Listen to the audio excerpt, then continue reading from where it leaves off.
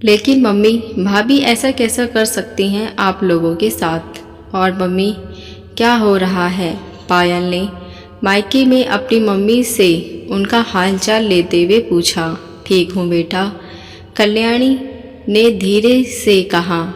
Mummy, क्या आपकी तबीयत ठीक नहीं है क्या, या फिर थक गई हैं? तबीयत तो ठीक ही है बस, कल्याणी ने फिर से धीरे से कहा। और मम्मी, भाभी क्या कर रही हैं, जरा ये तो बताइए। पायल ने बात को बदलने के हिसाब से मुस्कुराते हुए कुछ ही महीनों पहले शादी करके आई भाभी के बारे में कल्याणी से पूछा। बाजार गई है? फिर कल्याणी ने ठंडी शब्दों में कहा। अकेले या किसी के साथ? अकेले नहीं, तुम्हारे भैया के साथ, कल्याणी ने फिर कुछ दुखी मन से जवाब दिया। बाजार गई हैं और भैया के साथ? तो इसमें इतना उदास होकर बताने की क्या ज़रूरत? आप तो बहुत थकी थकी लग रही हैं। कुछ तो बात ज़रूर है। पायल को कल्याणी की उदासी बिल्कुल भी अच्छी नहीं लगी। पायल बेटा, अब क्या ही बताऊं तुमको, सचमुच घोर कलयुग आ गया है। तुम्हें पता, तुम्हारी भाभी अपनी अलग रसोई बनाने की तैयारी कर रही है। अभी अभी 4 दिन हुए हैं शादी करके आए और अभी से ही ये हाल है। पता नहीं क्या हो गया है आजकल की बहुओं को, जो वो अपने सास ससुर को अपने साथ रखना ही नहीं चाहती हैं। आज के समय में तो सास ससुर को 2 रोटी भी उन लोगों को भार प्रतीत हो रहा है। 4 दिन में ही आफत सी आने लग जाती है। बस इसलिए तुम्हारे भैया के साथ बाजार से घर गृहस्थी का सामान लेने के लिए गए हैं। कल्याणी ने ठंडी सांस भरते हुए बहुत मायूस होकर कहा। लेकिन मम्मी, भाभी ऐसा कैसा कर सकती हैं? आखिर उनको आपके साथ रहने में क्या बुराई? आप तो उनको बिल्कुल पलकों पर बिठाकर रखती हैं। उनको आप लोगों से अलग होने की आखिर क्या सूझी? कल्याणी की बात सुनकर तो पायल एकदम से तमतमाकर उठी। पायल बेटा, ज़रूर लग रही होगी उनको हमारे अंदर कोई न कोई बुराई, वरना वो काहे हम लोगों से अलग होने को सोचती। अब जरा तुम अपना ही देख लो ना, अपने सास ससुर के एकलौते बेटा बहू हो तुम दोनों लोग, लेकिन समधन जी और समधी जी को बुढ़ापे में 4 रोटियां खिलाने वाला उनके साथ कोई नहीं है। समधन जी तो बेचारी खुद बुढ़ापे में रोटियां सेक सेक कर खुद खा रही हैं और समधी जी को भी खिला रही हैं। पर मुझको तो दोनों के अंदर कोई बुराई नज़र नहीं आती, लेकिन तुमको तो बिल्कुल भी समझ में नहीं आता है दोनों का ही स्वभाव। समधन जी तो बेचारी पलकों पर बैठाकर तुमको भी रखती थी। अब जब तुम कर सकती हो अपने सास ससुर के साथ, तो तुम्हारी भाभी क्यों नहीं कर सकती हम लोगों के साथ? क्योंकि हो तो तुम सब एक ही जनरेशन के चट्टे बट्टे। पता नहीं क्या होगा इस जमाने का। कल्याणी ने फिर से लंबी और गहरी सांस भरते हुए कहा। देखिए मम्मी, मेरे सासू माँ की तो आप बात ही मत करिए। उनकी हर समस्या की नुक्त जीने की आदत, और साथ ही ससुर जी भी हर समस्या की रोक टोक, यहाँ ना करो, वहाँ ना जाओ, ऐसा ना करो, वैसा ना करो, यह सब बर्दाश्त के बाहर हो गई थी। इसलिए मैंने यह कदम उठाया। लेकिन मुझको तो यकीन नहीं कि आप और पापा तो ऐसे बिल्कुल भी नहीं करते होंगे भाभी के साथ। आखिर उनको क्या समस्या हो गई? पायल अपने बारे में सुनकर कल्याणी से चिढ़कर बोली। अब बेटा, अब किसी की बुद्धि को क्या कहा जा सकता है? हो सकता है कि पायल को कोई वैसी ही बुराई हमारे अंदर और पापा के अंदर नज़र आ रही हो, जैसा तुमको अपने सास ससुर के अंदर नज़र आती है। अब जब नई नई बहू घर में शादी करके आएगी तो उसको इस घर के संस्कार और कायदे कानून के लिए समझाना तो पड़ेगा ही। अब आजकल के बच्चे उसको टोका टाकी समझ ले तो उनकी बुद्धि को आगे क्या कहा जाएगा? हम लोगों के ज़माने में तो सास लोग जब देखो तब हर बात को लेकर ताना कसती रहती थी, लेकिन हम लोग तो उनके सामने जुबान भी नहीं खोल सकते।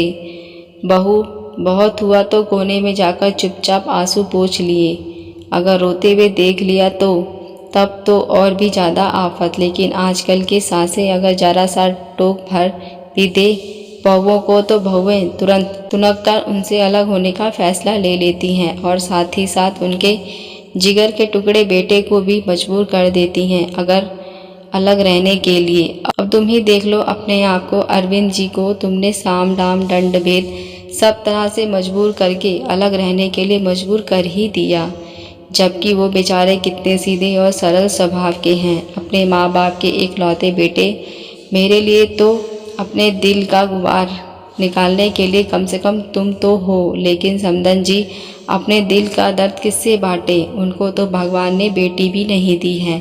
ये कहते कहते कल्याणी भी दिल ही दिल अपने समदन जी का दर्द महसूस करके कहर उठी। इतना ज़्यादा खराब लगता है कि जब बेटा बहू उनकी आंखों के सामने ही अलग होकर रसोई बनाने लगे। सॉरी मम्मी, आज जब अपनी मम्मी पर बीत रही है तो सचमुच सुनकर बहुत बुरा लगा। इतना बुरा लगेगा जब मैं वहाँ कभी आऊँगी तो भाभी को अलग रसोई में खाना बनाता हुआ देखकर, और फिर भैया भी हम लोगों से उतने प्रेम से नहीं बोलेंगे। पायल के मुंह से भी सिसकियाँ निकल पड़ी। यही बात तो मैं तुमको भी हमेशा समझाने की कोशिश करती हूँ कि आज जो तुम अपने सास ससुर के साथ कर रही हो, कल को तुम्हारे बच्चे तुम्हारे साथ भी यही करेंगे। आखिर संस्कार सीखोगी तो अब माँ बाप से ही। फिर ये तो चिढ़ते थी हैं, जैसा बोओगी वैसा काटोगी। कल्याणी आज सचमुच बहुत ज़्यादा दुखी नज़र आ रही थी। मम्मी, मैं आज और अभी ही मम्मी जी और पापा जी से माफ़ी मांग लूँगी और अरविंद से भी, क्योंकि मैंने भी उनको ज़बरदस्ती अलग रसोई रखने के लिए मजबूर किया था। मम्मी जी पापा जी बहुत अच्छे हैं, वो ज़रूर मुझको माफ़ कर देंगे और भगवान करे कि भाभी को भी कोई इसी तरह सद्बुद्धि देने वाला मिल जाए।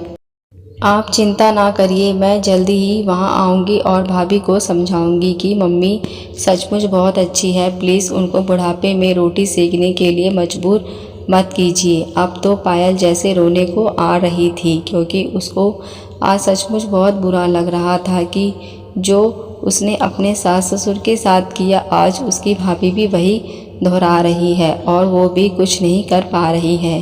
कल को उसके बच्चे भी उसके साथ यही करेंगे, लेकिन कम से कम इस परिस्थिति से सीख लेकर वो अपने सास ससुर के साथ फिर से अच्छा व्यवहार कर सकती है, क्योंकि हमेशा ही मम्मी जी और पापा जी ने उसको कुछ ना कुछ सिखाने का ही प्रयास किया था, लेकिन वो हमेशा उनके उस सीख को टोकने का नाम देकर चिढ़ती रहती थी। लेकिन अब वह गलती बिल्कुल भी नहीं करेगी, क्योंकि मम्मी जी पापा जी से अलग खाना पीना खाकर अरविंद जी बहुत मायूस रहने लगे थे।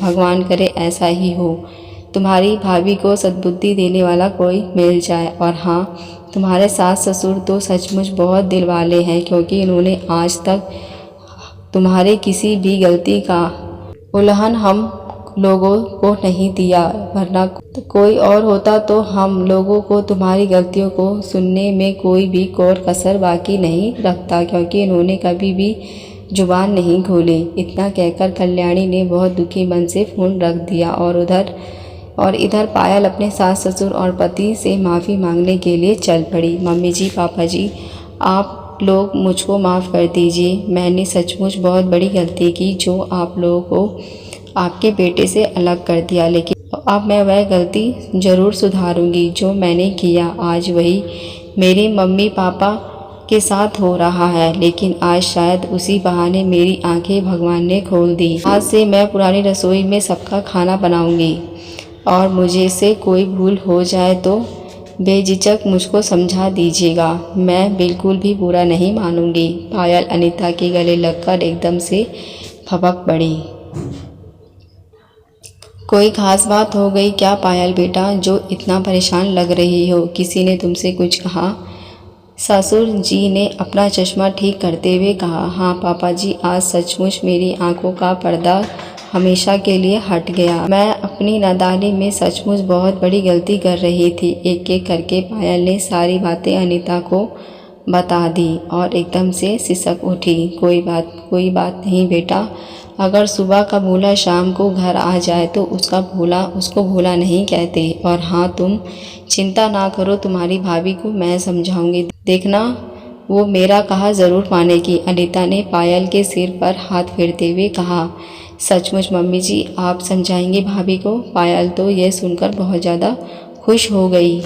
हाँ सचमुच बेटा, मैं समझाऊंगी तेरी भाभी को, अनीता ने एक समझदार सास की तरह कहा। थैंक यू मम्मी जी। और आज उस घर में फिर से मायूसियत की जगह खुशहाली नज़र आने लगी।